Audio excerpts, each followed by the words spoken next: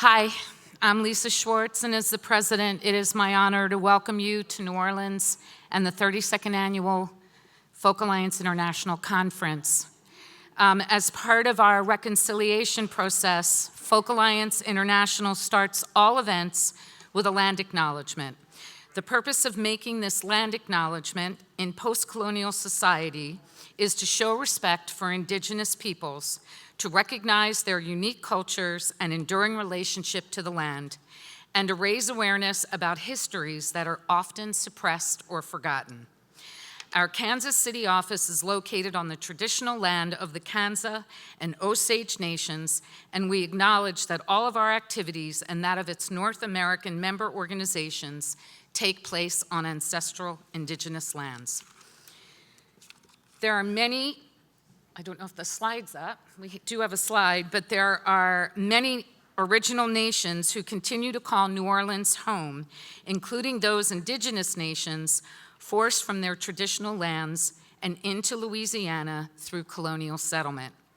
FAI acknowledges that this year's conference takes place on the ancestral lands of the Atakape Ishak, Caddo, Chitimacha, Choctaw, Huma, Natchez, and Tunica peoples, and the Petite Nations. We also recognize the Alabama, Biloxi, Coasati, and Ofo peoples, and others who were pushed into Louisiana from their ancestral lands. We invite all attending this conference to learn with us about the Indigenous peoples, the histories, and the present-day communities in Louisiana. Recognizing that we have verified we have a quorum, I would like to officially call this meeting to order. Everyone should have received an agenda, and just very quickly, gonna welcome, and I'm gonna ask for an approval for the agenda. As you've noticed, we're formalizing this AGM meeting a little bit, which is why we were taking attendance, and we're going to go through this process and include more best practices as far as this meeting is concerned. Do I have anyone that would move to approve the agenda? Matt Smith. Do I have a second? Michael DeMarco. All right.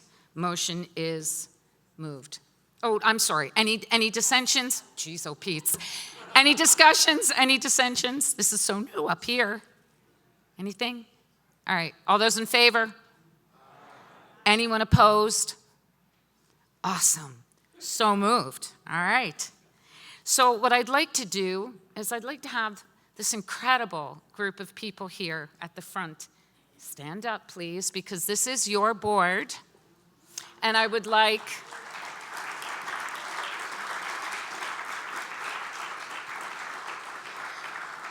starting on my right, your left, please introduce yourself, and just very quickly, not like we did this morning, please. I'm talking like soundbite. Who you are?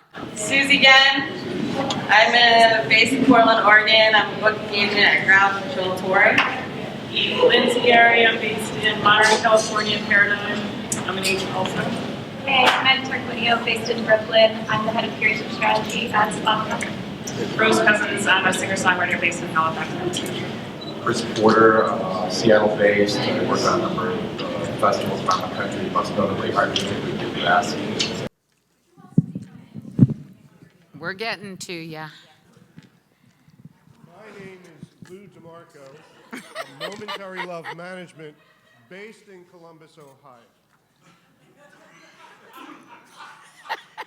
Sarah Leishman, Executive Director of the Folk Festival Society of Calgary, which is the Calgary Folk Music Festival, Block Heater, and Festival Hall in Calgary, Alberta, Canada. Chloe Goodyear, Queensland, Australia, the Woodford Folk Festival.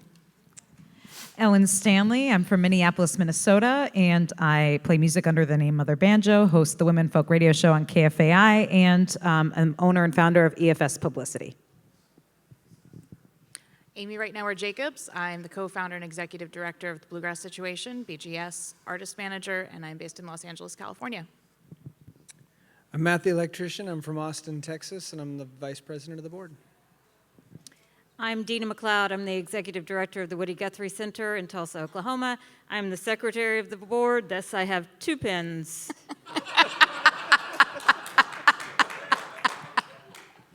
I'm Gerald Torres. I'm from Connecticut, I'm a musician and a lawyer.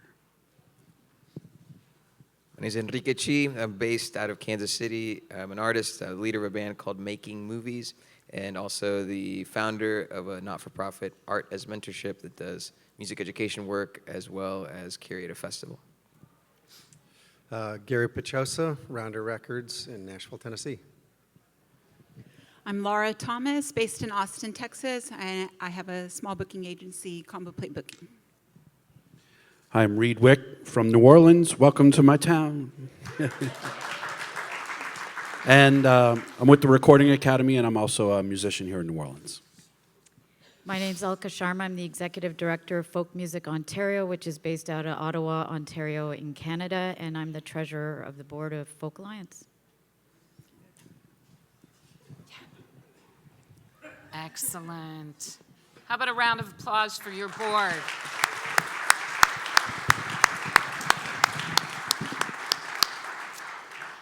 I'd also like to take a moment to acknowledge our outgoing directors and to thank them for their service, and I am going to ask them to stand up. I'm really sorry.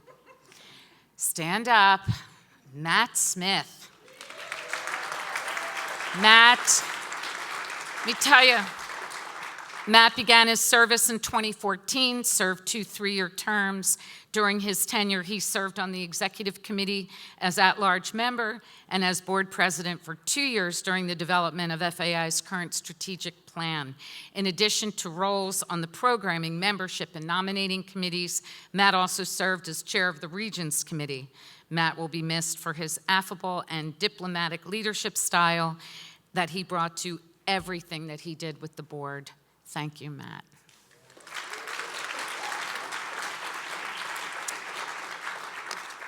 Joan Kornblith. Joan, are you here? Oh, there she is. Joan joined the board in 2012. She served a total of 2 elected 3-year terms and an additional 2-year appointment to continue work as a membership subcommittee lead. During her time on the board, Joan served on numerous committees, including nominating, programming, board development, and the executive committee in the role as board secretary for a term. Joan is the consummate connector who was a tireless advocate for FAI, and in her 8 years, she never missed a board meeting. I'm betting with a show of hands, we could play 6 Degrees of Joan Kornblith. But let's put our hands together and thank Joan.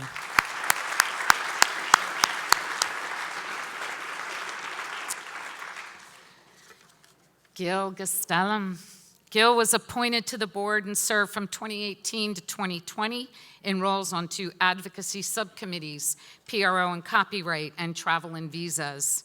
And on the membership committee, Gil is particularly proud of FAI's recent stakeholder research work, and his connection to the Latinx and Latin Grammy communities led to strengthen our relationships.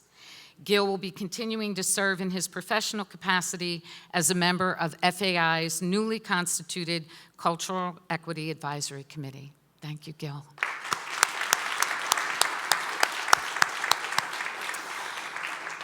There's also 2 retiring members who are not here, but I want to acknowledge them, and I'd like you to as well. One is Dom Flemons. Dom was elected to the board in 2017 and served a 3-year term, including roles on the fundraising and advocacy committees. His experience as a Grammy Award-winning artist provided invaluable insights as FAI explored and endorsed artist-related advocacy issues, particularly related to artists' health. He brought a unique perspective to all board discussions, and as a song collector, he advocated for the preservation of the origins of folk music. Dom will continue to contribute as a community member of FAI's newly constituted Cultural Equity Advisory Committee. Thank you, Dom.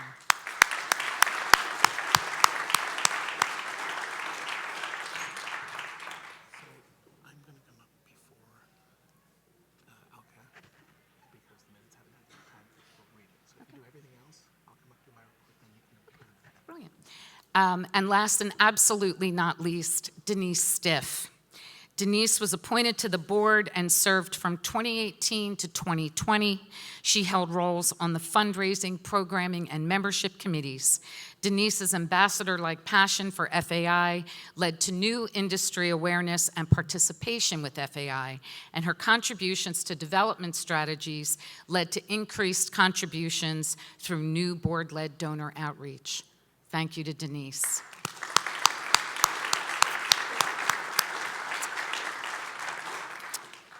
I really appreciate you indulging me with that. We're trying very hard to really take the time to thank our board members, our directors, for the love and the passion and the time and the energies that they put in. So it's really important, not that we just as a board and staff thank them, but that you as the members thank them as well. So thank you very much for doing that. So as I said, welcome. This event is the world's largest gathering of the folk community. It is our folk family reunion, if you will. It brings us all together from around the globe to network and to showcase and to teach and hopefully to learn. We are thrilled to be in New Orleans to celebrate this year's theme, The Story of People in Place. This is a city known for its vibrant live music scene and incredible cuisine, reflecting its history as a mosaic of French, Spanish, English, African, and American cultures. It is also the birthplace of jazz and home to diverse musical genres, a place where food and music collaborate to bridge language and cultural differences. It is the perfect setting to continue the important conversations that we have been having around diversity, inclusion, equity, and reconciliation with Indigenous peoples. At a time when political discourse includes a shocking lack of humility, humanity, and grace, it is incredibly important to recognize and acknowledge one another and what we each bring to the world. While thinking about what I might say to you, I realized it is exactly 31 years since our forefathers and our foremothers gathered at Camp Hess Kramer in Malibu, California. And I'd like to share the published call to action with you. There was a wonderful notice that went out, and it said, "Important announcement, formative meeting of a North American Folk Music Association. On Thursday through Sunday, 19 to 22 January 1989, in Malibu, California, the California Traditional Music Society will host an extensive group of leaders of North American folk music organizations to discuss the nature and organization of a North American Folk Music Association, or NAFMA. NAFMA will open lines of communication between those organizations and create a strong voice for the folk music community. There are numerous national and international issues threatening folk music, which need integrated action for resolution. NAFMA must embrace all segments of the industry: artists, agents, media, recording, government, festivals, societies, arts councils, and individual supporters. Keynote speaker for the conference will be Artminius, Executive Director of the International Bluegrass Music Association. The IBMA was formed a few years back and has grown to be a force in the bluegrass music community in a very short period of time. And Art has agreed to share his experience to help us get started. What an auspicious beginning. Are there any of our founding members in the audience? If they are, would you please stand up or raise your hand? Oh, thank you. Do you know what? We have you to thank for being here today.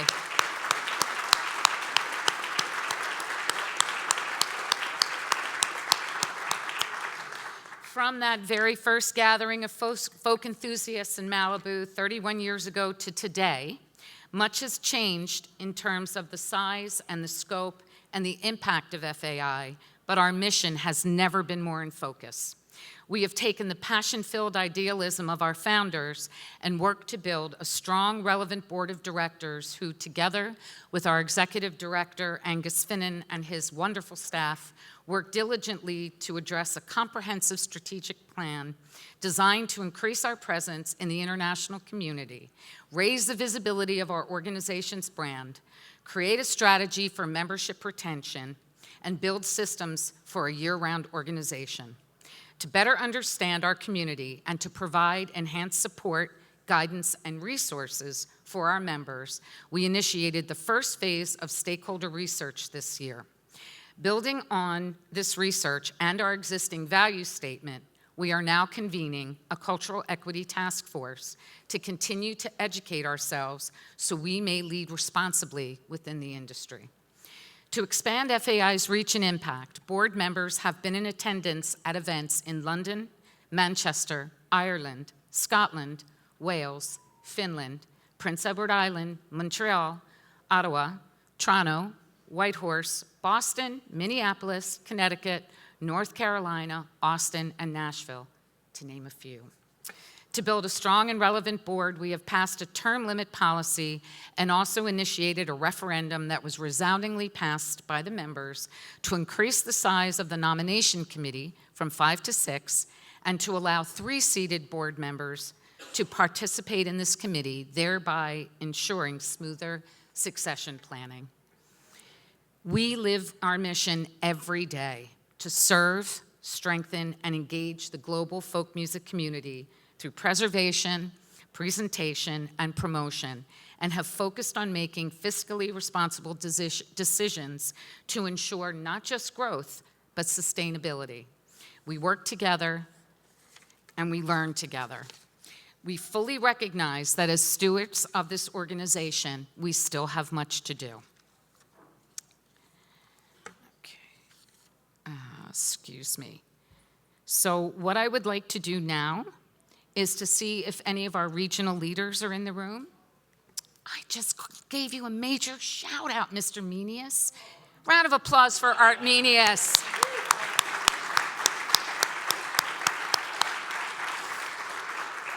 Any other regional leaders in the room? NERFA, SWERFA, SURFA, Farm? Yep. Yep. Brilliant. NERFA, come on. Round of applause for our regional leaders, please.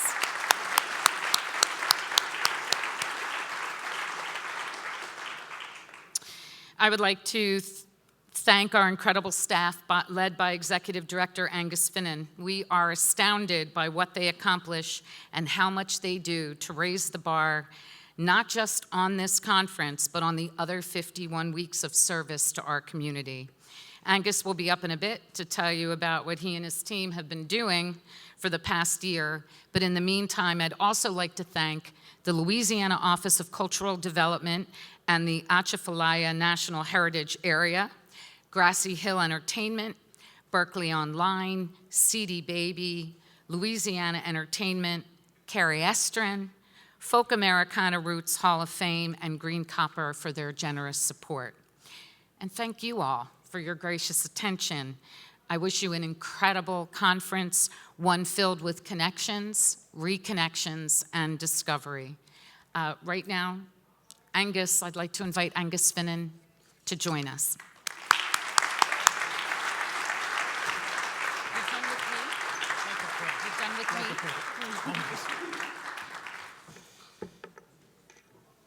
Let's see. Come on. There's always something. There we go. That was the photo that Lisa was referring to from the early days in that first ad. Our sponsors, with thanks. Virtualize from the finances. They're coming. Come on. There we are. So much of this is in materials that, if we've done a good job, you've seen throughout the year in our monthly correspondence and in the latest annual report. As your executive director, I am proud of the past year, proud of the staff, the board, and the community for all that has been done, not only in relation to Folk Alliance, but as members of a vibrant folk community, evolving, growing, and living on the dream and tradition of those who founded Folk Alliance some 32 years ago in Malibu. The mission, vision, and strategic plan objectives, as outlined on our website and in all of our communications, continue to guide us as an organization, as a board, and as a staff.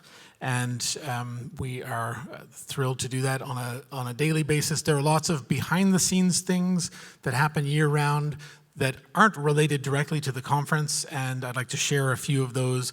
But on your seats and certainly in your inboxes and online, you can review this annual report for the last fiscal year, July 1st of 2018 through to June 30th, 2019. And if you don't have a copy, there are some at the back as well. The one thing that I wanted to share is just a quick snapshot of our membership and growth. We track membership in three ways. One is the accounts, so who actually has paid for membership. You can do that as an individual or as an organization at different levels. So we track that in terms of the number of accounts.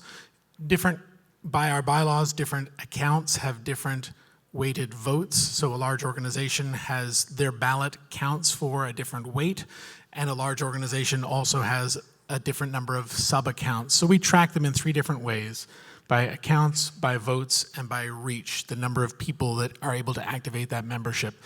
We've seen a steady increase, not only in membership, but also in engagement in terms of those sub-accounts being used, which is exciting. It means that more people are connecting, not only taking advantage of the benefits of membership of Folk Alliance, but also being part of our ongoing communication.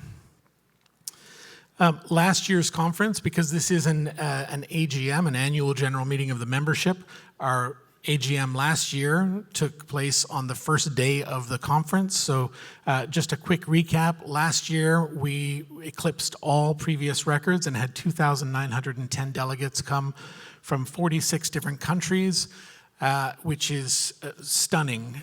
We had, once again, over 1,000 first-time attendees, and despite the inclement weather.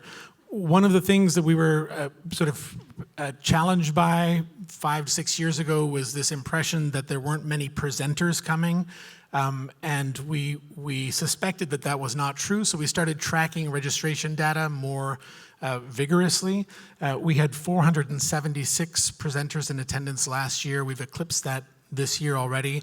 That's broken down in your annual report to demonstrate where those presenters are coming from in terms of festivals, venues, concert series, and of course our house concert hosts as well. All of that data is in that report. Definitely, there we are. Technology. Come on. At the dentist last week, I had to point it off the reflective glass to get the TV to work. There we go. Folk-life balance was part of our theme last year. We are extending that throughout this year and moving forward. It was part of our community gathering, but that idea that there is more to all of this than just the epic work of trying to stay alive out on the road. There's also importance for us as an organization and as a community to actually own our collective health and to foster healthy practices, healthy expectations, and balance. It's why we introduced a 2-hour dinner break last year and moved our official showcases earlier in the day to encourage people to take time to take a nap, go to the gym, have a meal, just chill, find some quiet space. And we have a quiet room that continues at the conference. This was part of our campaign to sort of identify self-care practices. We also did a postcard to ourselves and had people mail back 6 months later a message to themselves from the conference. For the third year, we will be hitting the Key Change Initiative goal of gender parity across all of our programming, our official showcases, presenters, and hosts. This is ahead of the 2022 global goal, but something that we are proud to be meeting. proud in a humble way because this is long overdue and there's no reason why we don't all achieve this. There are plenty of fine performers, leaders, and industry professionals, and it's a matter of seeking them out and refreshing our Rolodex, frankly. There we are. We are once again partnering for the third year in a row with IBMA and the Blues Foundation to present a Grammy Week event, which is a sanctioned Grammy Week event to celebrate the nominees in the American Roots category for blues, bluegrass, and folk. This year we are also welcoming in some of our regional roots nominees, and this is a significant step forward in terms of our presence in the industry with the Recording Academy and making sure that our genre, our community is celebrated and elevated in an otherwise overwhelming week in LA. Our Artist in Residence project continues to flourish, launched 6 years ago with past partnerships that have included UNESCO, Kansas City Ballet, the World War I Museum, KCPD, the Topeka Women's Correctional Facility. This is designed to partner folk musicians with organizations outside of the music industry and to cross-pollinate audiences and open up our ideas about the place of folk music. This year we are honored to be partnering with the International Rescue Committee, and that presentation will be made just in advance of Rhianna Giddens' keynote address on Friday. Finest Folk is a series that we conduct throughout the year to present folk music showcases within other industry events, including IBMA, Americana Fest, and South by Southwest. We also curate and present a free concert series inside our new office. This is a photo of our new office in Kansas City and one of our first Friday free Finest Folk concerts. It's a lively event always and a nice way to transform the office for a bit of time. The Kansas City Folk Festival, which used to bookend the conference in Kansas City, was really designed to provide a public access to the activities of Folk Alliance International.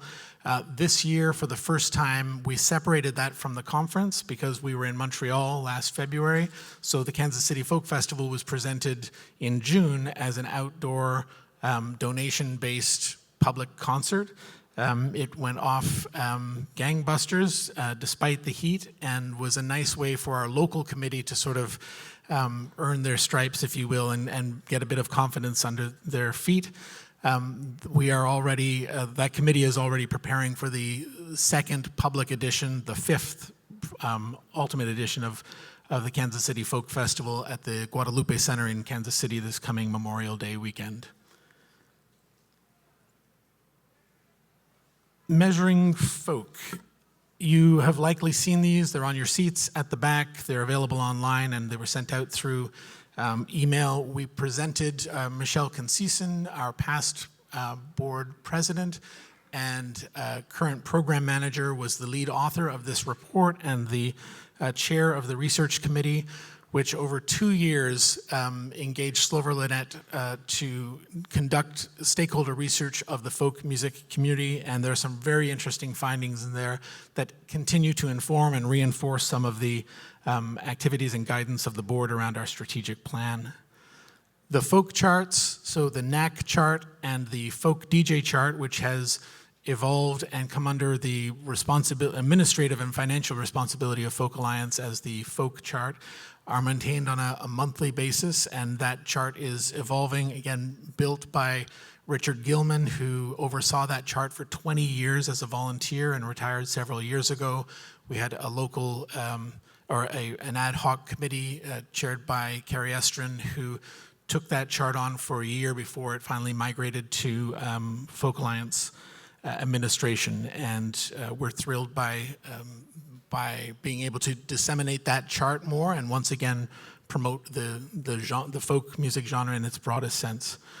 Our regions, who were acknowledged by Lisa, continue to flourish, and our office is focused on increasing the support, the administrative support and planning support for the regions in terms of their activities and their growth, encouraging and supporting whatever the needs are specific to each region. Locally, for the fourth year in a row,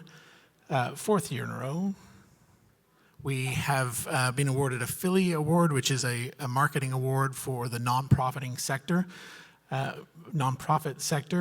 We're thrilled by the work, the publications, the communication, and the team in our office that's presenting that to you. But it's nice also to have an external acknowledgement of the significance and the creativity of that work. So it's not just inside our community, but actually being celebrated within the nonprofit sector. I can do this. There we are. Cultural equity has been a major part of our focus and will be moving forward as we develop a cultural equity plan. Last year, we had the honor of presenting formally to UNESCO and to the Recording Academy on issues of diversity and inclusion and access within the music industry. And we have a draft statement that is guiding us into a year of this work, which commences tomorrow with the Cultural Equity Summit hosted by the Association for Cultural Equity. And that draft statement is that to support a full creative life for all, FAI commits to championing policies and practices of cultural equity that empower a just, inclusive, and equitable music industry and community. This is a draft that will serve as a starting point for engagement with a broad community to inform the development of a cultural equity plan that takes our good intentions and ideals and galvanizes those into policies and operational practices to ensure that we always conduct ourselves with cultural equity at the heart of our work. The Nordic Folk Alliance is gearing up for its second year. This, if we think globally, this is a global version of a regional organization for us. It's the first time that Folk Alliance International has formally expanded outside of North America, and we are thrilled by that expansion. It is fledgling in that it is only year 2, but it is being spearheaded by Åke Lundström as the executive producer, who served as our Nordic representative for a number of years here, and supported by the export music offices of Sweden, Denmark, Finland, Norway, and Iceland. And you're all welcome to attend if any of you have relatives or fancy a trip to Gothenburg. That Nordic Folk Alliance grew out of our exchange program, which we held in Ireland several years ago, then in Gothenburg. This year, the exchange program, which is a micro version of Folk Alliance, is traveling to Australia as a boutique conference experience for the Australian and New Zealand and international community to gather and discuss the state of the field, including showcases of export-ready artists. It's an exciting development and a big step forward for us in terms of the international footprint. One of the projects that you might have come across in our emails this year is the partnership that we have with JMI, Jeunesse Musicale International, based in Brussels. They are a 75-year-old organization that for 30 years have been presenting an ethno-music camp in 26 different countries around the world, but it has never taken place in North America. Through the support of the Cargill Foundation, JMI was able to look for a partner in North America to deliver the first Ethno USA, and Folk Alliance has formally partnered with JMI to do so and hired a staff member. Is Jay here? Jay, there's Jay. Jay is our program manager for the Ethno USA project, which is basically a 2-week, I describe it as a musical United Nations for young musicians to come together and through peer-to-peer learning, build bridges, cross borders, and share through music. That will take place sometime in late spring, early fall of next year, and there'll be more details to follow. But it's a profound project, and we are thrilled to be partnering with JMI to do that. Let's see.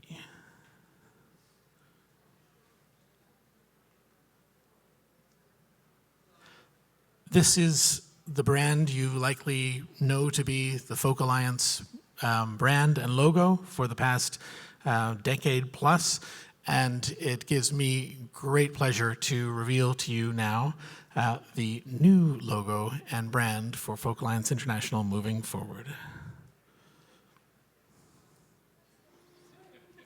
It's coming. Wait for it. Wait for it.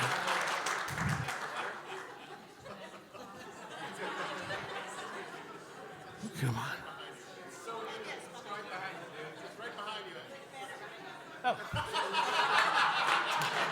Ta-da! Technology. Well, I still have to get past these slides. There we go.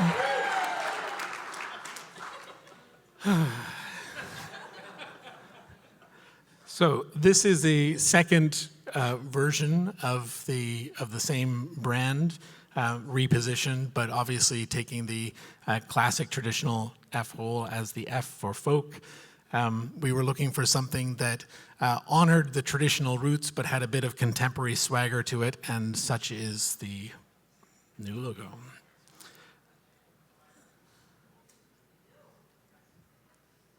There we are. 2021. We obviously are here and about to start the conference, but we are already planning for 2021 and our return to Kansas City. It gives me great pleasure also to reveal to you the art and theme of the conference next year.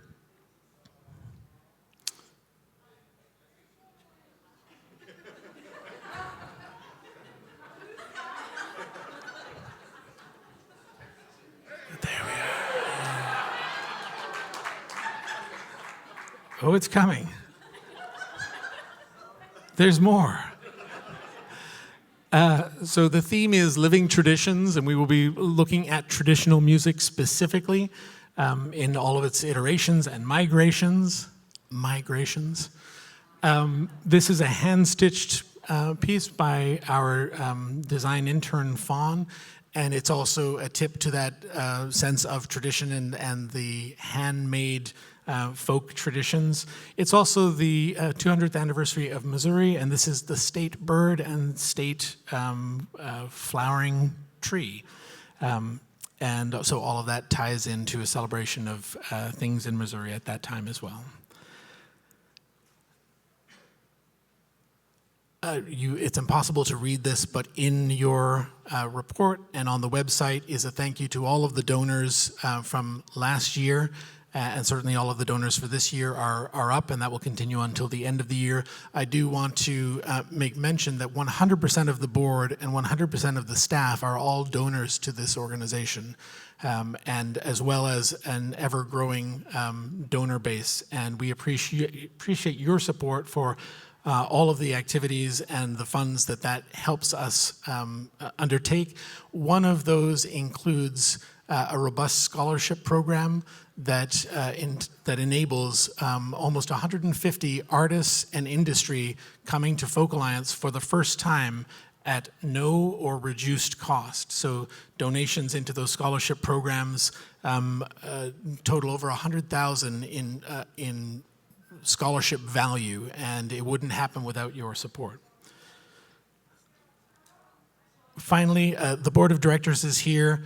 I get this moment in the spotlight, but none of this would be possible without the team in Kansas City and our contractors throughout the country and abroad who weren't able to be in this photo. But on behalf of all of the staff, and if the staff who are here, if you wouldn't mind just giving a big wave, it is my distinct pride and pleasure to work with them daily. They're an incredible team.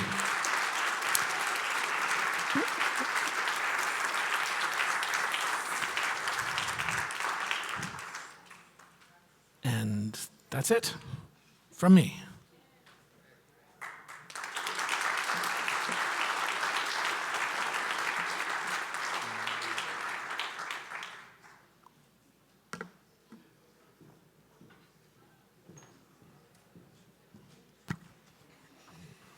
Hi, everyone. I hope everyone's enjoying the first day of the conference. I'd like to first thank the Finance Committee. And by the way, I'm Alka Sharma. I'm the treasurer of the board, in case you didn't know. But I would like to first thank the Finance Committee, made up of Donald Davidoff, Lou DeMarco, and Michael Kornfeld for their commitment to sitting on the committee. As well, thank you to Angus and Jennifer for another amazing financially secure year. Now, to get started, let's look at page 5 of the annual report, which I'm sure you all have, or if not, it's at the back. The following is a high-level summary based on the audited financial statements prepared by Mize, Hauser & Company, PA, who are based in Kansas City. We contract that company to review and report on our annual financials. you will see that the total income is $1,626,858, and the total expenses is $1,594,720. In summary, we are doing very well, which is great. There is a breakdown of the revenues that have come in and where the major expenses were made for fiscal year end 2019. Conference total includes 48% registration, 38% sponsors advertisements, and 22% other. Under expenses, program services totals includes 87% conference and 13% other. The end result is that we had proceeds of $32,136 at the June 30th fiscal year, and marking over 15 years of operating in the black, which is amazing.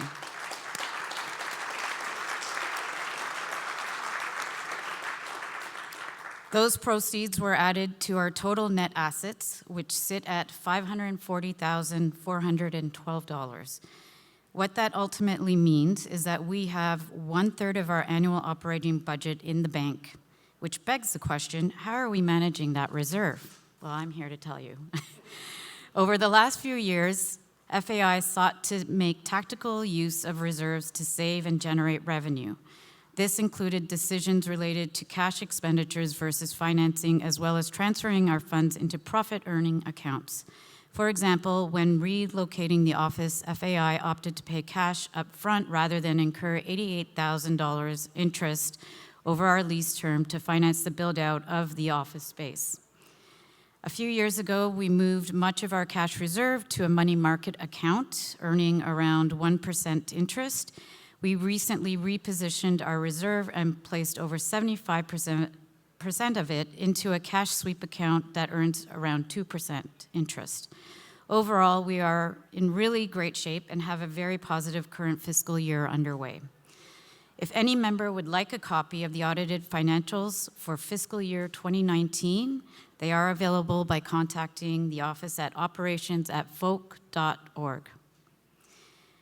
Are there any questions at this time? And there is a mic at the front if anyone has any questions. Excellent. Okay, this is good news. So my final responsibility today is to initiate a vote by the present members to appoint the auditor of this current fiscal year. As treasurer, I move to approve the appointment of Mize Hauser and Company PA as the auditing firm hired for FAI's fiscal year 2020. Do we have a second?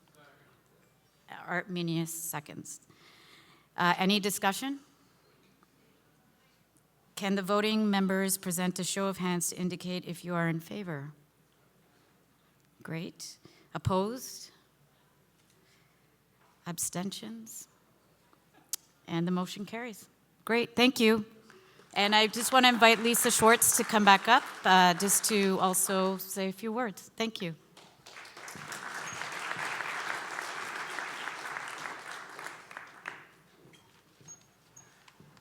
Real quick, the minutes from the last AGM were on the website, and we've also circulated them. So as president, I would like to institute a motion to approve the minutes from the 2019 AGM. Gilles Garand seconds. Is there any discussion? No. Okay. All in favor, show of hands. Anyone opposed? Any abstentions? Okay, motion carries.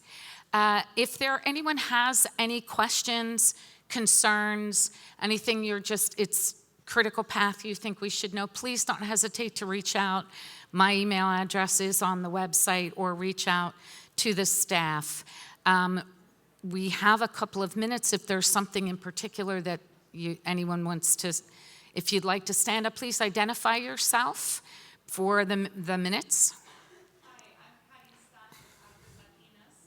And I noticed that you don't use plastic for this. And I would like to see if you can speak to your environmental mission as you organize these conferences. You clearly have one. I'm just curious to learn about it. Well, that's an Angus question. Here. So the question was just noting some of the environmental features, what our actual mission is around the greening of the conference. So in as many ways as possible, we work with the host hotel to ensure that regardless of what their recycling practices are, that they understand that it's a priority for us. So reducing the amount of waste is the first thing. I mean, obviously we are all traveling from around the world. We have an impact. We have an impact just by living, but that doesn't remove the responsibility for us to find in small and profound ways measures that can be executed during the conference. So everything from 2 years ago with the host hotel actually instituting ahead of their corporate schedule full composting on site at the request of Folk Alliance, to reducing the number of things that are in the tote bag, also printing less and having an optional version for the pocket guide, and seeing a migration of most people over to a now much more functional app than a few years ago. Printing things on soy-based inks on recycled paper. So in as many ways as possible. It will be part of the community focus next year to look at the global impact of the touring sector and how we can collectively address some of those things. And then one of the awards in about an hour is the Clearwater Award, named after the Clearwater Festival, founded by Pete Seeger and friends. And that award is specifically to honor festivals that are demonstrating environmental stewardship. Thank you.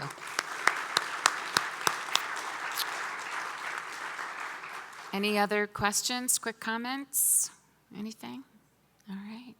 Do I have a motion to adjourn? Would you please identify yourself for the minutes? Okay.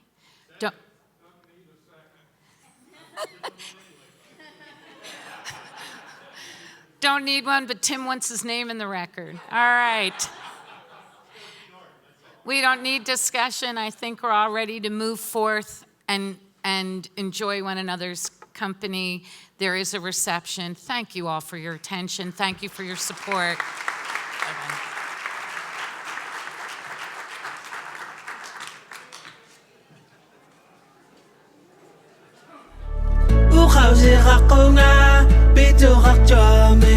Si vous voulez pas nous, à docteur l'automé, digo me akuna, kayo sinyakara, ayong kagano kaya lauma. I have a language that was born with time, passed on through generations, one of a kind. Keep it close to me, close to my heart, share for all to hear. I will do my part.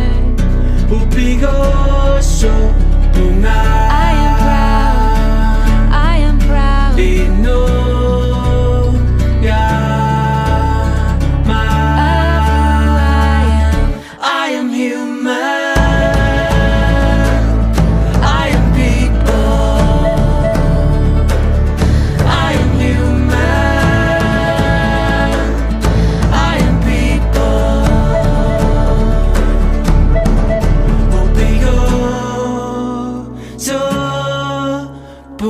I am proud. I am proud.